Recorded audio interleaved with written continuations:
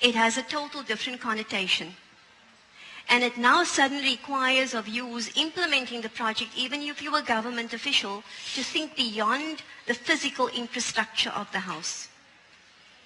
It forces you to think, if I'm building a home is much more than a house. It's about the parents, it's about the children, it's about who's inside of that house. And suddenly the budget requirement now for building 5,000 homes rather than 5,000 houses is a totally different context. So this is how you begin to make the paradigm shift. In South Africa, for a long time, we've had all these fancy words about mainstreaming safety and ensuring that there's a human element inside of the words. And we've got beautiful pieces of legislation. In fact, in South Africa, we're known to be one of the countries in the world that has got the nicest, most beautiful, comprehensive policies. The problem is, how do you take that policy of what you say you want done and actually implement it on the ground? And how do you translate all these nice words into practical implementation that has meaning for people and really improves quality of life? And it all begins with people who have been given the custodianship with inside of government, civil servants who are working with us to be able to give expression and design and form and structure to the words. So I think it requires a whole paradigm shift even inside of municipalities and inside of government. What we also do, because you're asking for some practical solutions, we do simple things back home inside of the favela that we're working or where we're piloting. We get people to even just have conversations. We call them dialogues.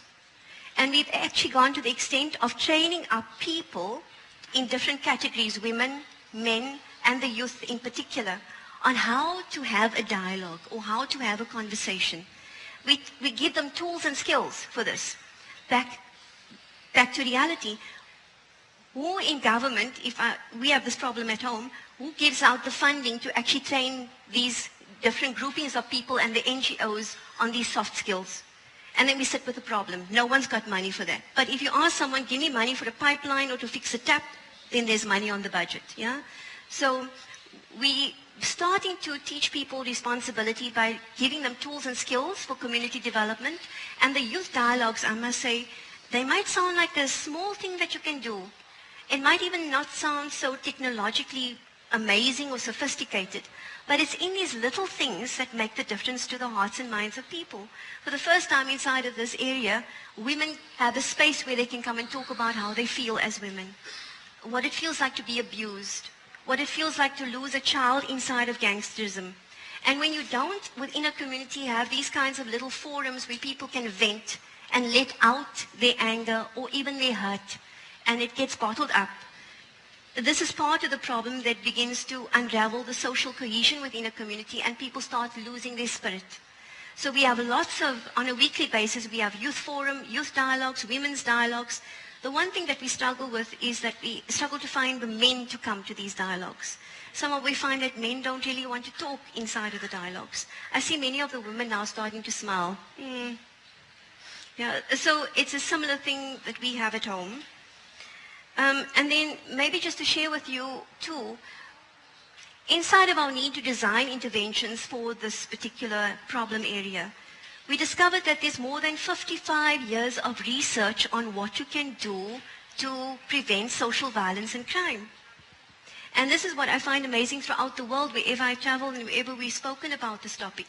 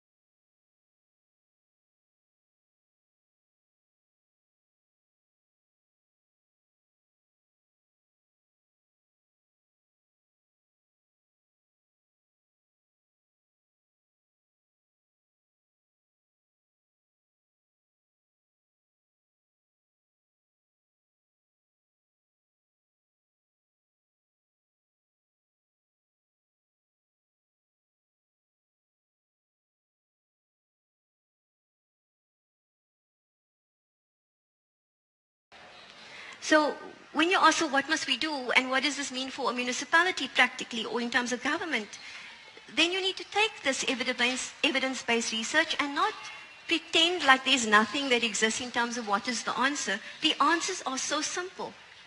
So if I had to practically translate that, what can a municipality do in terms of alcohol? I'm not sure about how things work in your local municipalities here and what the powers and functions are that are given to government or different government departments. But back home, a local municipality has got the power and the function to regulate the amount of liquor licenses inside of a community. So if you want a liquor license, you have to apply to the municipality. And then they give you one or they don't give you one. Now the question is, if, like in our case back home, the same municipality that is trying to curb the problem of violence inside of the favela is the same municipality that issues liquor license to them. And in this area, I would venture to say every fifth house is what you call a tavern or shebeen. I don't know if you know this term. A tavern or shebeen is a little house. It's not a public bar or a club. It's just a house that's selling beer and liquor from the fridge or the freezer. But you have a license to do it. Now, every fourth house is doing this. And even making their own little brews inside of their homes with other fruits like pineapple and making beer from certain materials that they can find for fermentation. Then obviously you're sitting with a population with 70% unemployment, everybody's at home, no one's got work, and everybody's drinking. So it doesn't take a lot to figure out what you need to curb it. And then maybe one other practical example of a local municipality, there are bylaws inside of a municipal area that need to be enforced. What we find back home is that you have law enforcement in the form of a bylaw, but you don't enforce it. So here, it might sound like I'm contradicting myself in saying that I don't believe in security, but what we need to say is that law enforcement is about bringing discipline. And discipline is not the same thing as violence. And it's not the same thing as punishment. Yeah? But you need this kind of law enforcement also to a large extent to regulate behavior. Obrigado. Olha, a Paula ainda tem...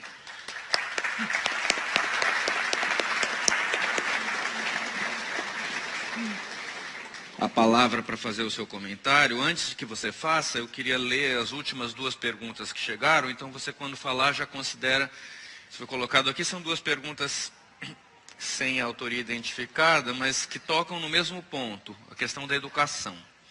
A primeira diz, qual deve ser o papel da escola para contribuir com a redução da violência? E o outro, fala-se em demonização do criminoso, mas criminaliza-se a polícia. A mídia é a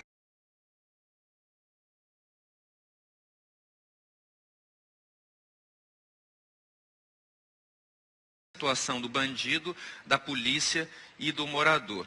Eu estou considerando, tinha chegado um aviso de 10 minutos, acho que agora são 5. Pode os três responderem ou só a Paula? Então a Paula faz o seu comentário e também Jailson e René têm a palavra ao final com breves comentários sobre essa questão. Então, com breves, eu queria aproveitar, enfim, eu queria primeiro, o grupo tinha uma pergunta anterior sobre o tráfico de drogas como gerador de violência. Eu não diria que a gente pode falar só do tráfico de drogas como gerador de violência, mas as escolhas que foram feitas para enfrentar o tráfico, essas sim são geradoras de violência. É uma ilusão a gente achar que todo o lucro do tráfico está concentrado na favela, que são essas pessoas que estão ganhando dinheiro com isso, sem achar que hoje o tráfico ganhou proporções de transações internacionais, não faz isso com total anuência de instituições bancárias que são corruptas, de uma justiça corrupta. Então é preciso, e isso fala muito do 2 pesos, 2 medidas que a gente tem no Brasil em relação à tolerância com o tipo de crime. A gente demoniza sim o traficante, o criminoso e sobretudo os jovens, que absolutamente não são as pessoas que estão lucrando com esse tráfico, mas é tolerante com altos níveis de corrupção que permitem com que o tráfico prospere e seja um negócio hoje extremamente lucrativo. Eu acho que esse é um raciocínio que serve para a gente pensar muitos dos outros crimes no Brasil e essa dupla medida que a gente criou para a nossa tolerância em relação à violência e ao crime no Brasil. O outro ponto que eu queria tocar é que o Jailson falou um pouco disso. Eu acho que um dos nossos problemas hoje é que as cidades brasileiras elas vêm sendo pensadas exclusivamente como um negócio. E a cidade não é um negócio. Quando a gente pensa na cidade exclusivamente como um negócio, a gente tem o direito à propriedade se sobrepondo ao direito à moradia. Você tem um governo que prefere inaugurar um bondinho do que inaugurar esgoto. É óbvio, quem gosta de inaugurar esgoto? E a gente tem a necessidade de que absolutamente que tudo o que acontece na cidade gere lucro. Essa não é a função da cidade. As cidades brasileiras não podem ser pensadas como um negócio. E acho que é inevitável, por mais que a mesa aqui tenha tratado, que tenha sido pautada para pensar a segurança de forma alternativa e não exclusivamente do ponto de vista da polícia, a gente precisa sim falar da polícia, inclusive porque as manifestações que a gente tem hoje nas cidades brasileiras e que são, em larga medida, uma ocupação legítima do espaço público e se manifestar e protestar é um direito legítimo e que foi conquistado no Brasil a duras penas. A gente não pode abrir mão desse direito, a gente não pode se iludir que é tudo bem a gente não poder se manifestar. E a polícia vem, com a atuação que a polícia vem tendo atualmente, ela vem desqualificando o próprio trabalho da polícia.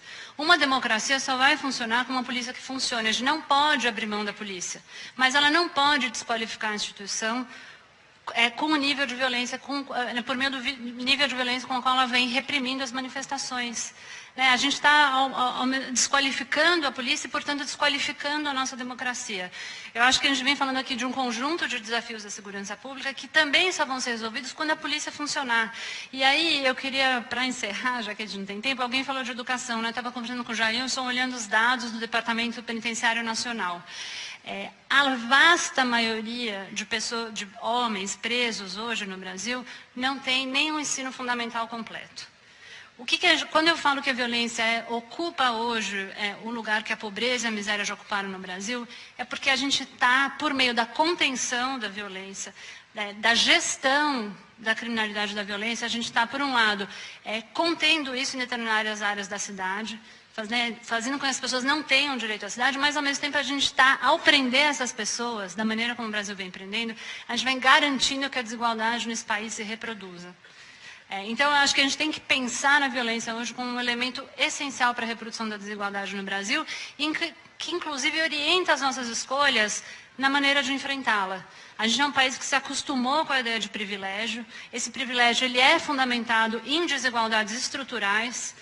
E a gente precisa se reinventar enquanto país que está disposto a abrir mão do privilégio e, portanto, tem um compromisso sério com a redução da desigualdade. Enquanto a gente continuar matando e prendendo só os pretos e pobres, a gente está anunciando que a gente está disposto a reproduzir essa desigualdade e seguir sendo o país do privilégio. E tomar a cidade como espaço privilegiado do negócio e do lucro vem sendo um elemento, em um momento onde o Brasil passa por um processo de urbanização, é uma instrumentalização, quer dizer, é um uso instrumental do processo de urbanização para perpetuar essas desigualdades. Então, acho que tem uma conversa aqui que precisa ser feita, qual é o modelo de cidade, de urbanização e, no limite, de país que a gente quer ter. Obrigada.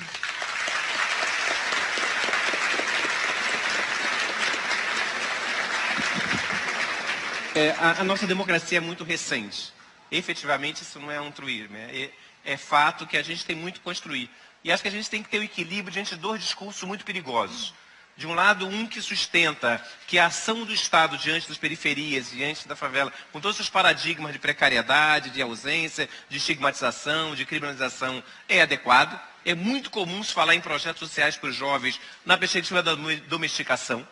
E isso é um equívoco fundamental. Tem um amigo meu que tem um trabalho fantástico dentro da favela de teatro, aí vive perguntando a ele: Viríssimo, você perdeu muitos seus jovens para o tráfico de drogas? Ele fala: nunca perdi nenhum para o tráfico de drogas, mas para o Bob's, McDonald's, Casa Bahia eu perdi um monte. Então, efetivamente, essa percepção é fundamental. Entendeu? Nós temos um monte de caras com potencial fantástico, legais, inventivos, criativos, que estão se perdendo porque eles têm que ser transformados em seres produtivos na lógica de um mercado que não os reconhece na sua dimensão total, plural, plena. Nossos filhos têm direito a escolher. Nossos filhos têm direito a buscar caminhos. Nossos filhos estão tentando se inventar a partir de uma lógica que rompe com a ideia de estabilidade, de grana, de mercado. Vários filhos nossos estão fazendo isso. E, no entanto, a gente não reconhece isso no trabalhador da favela, no jovem da periferia. Então, o primeiro desafio é pensar a educação efetivamente integral. Eu sou educador há 32 anos. Eu fui secretário de Educação em Nova Iguaçu. Só tem 3 caminhos